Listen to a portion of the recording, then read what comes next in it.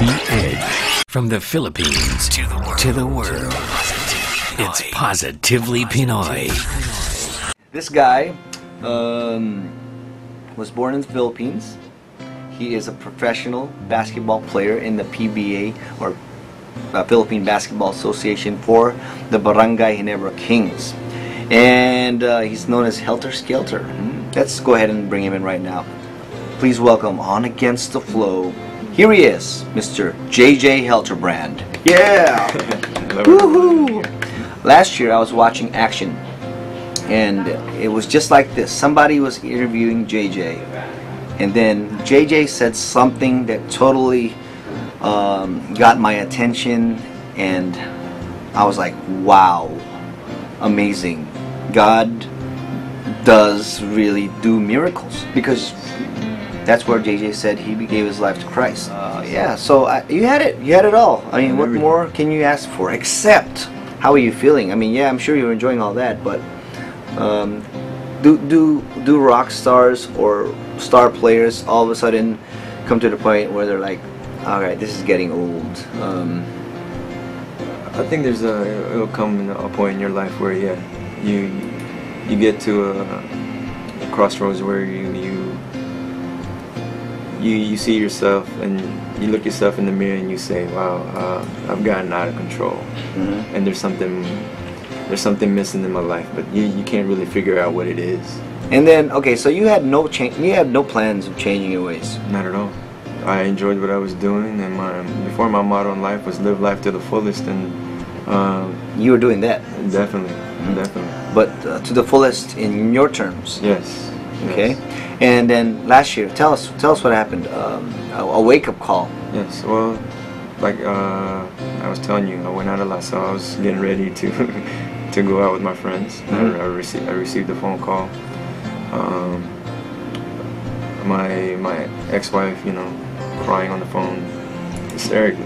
Okay, but you guys had a daughter. Yes. And she was now 11 years old in 2011. Yes. And then you got a frantic phone call from your ex-wife telling you that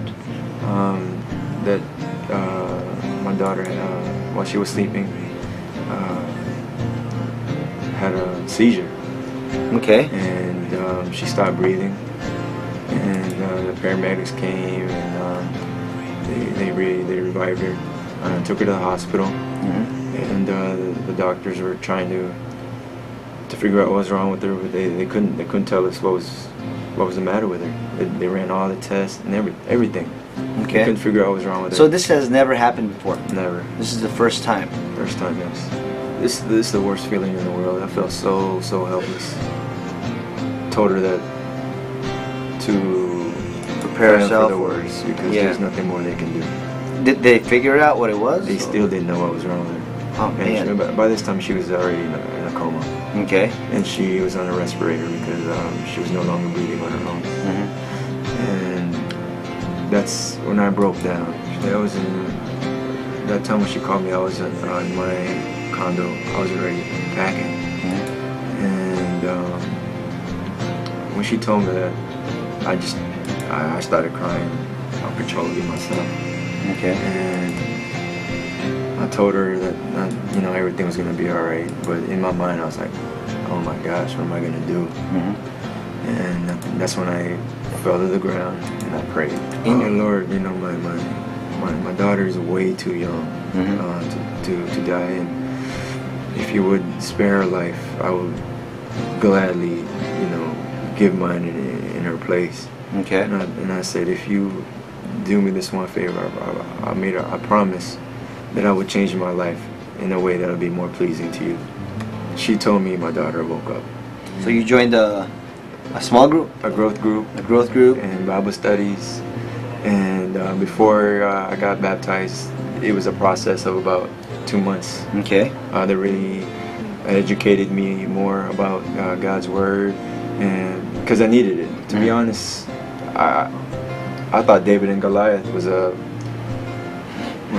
cartoon. Yeah, it was just a cartoon. You just put it in there. I didn't know it was real events. Okay. It was history. Yes, and they really allowed me to grow Okay. Before I got baptized. And that's a message I want to put out there. You know, don't wait until something bad happens before You don't have to, yeah. Yeah, before you say, okay, I'm going to turn my life over.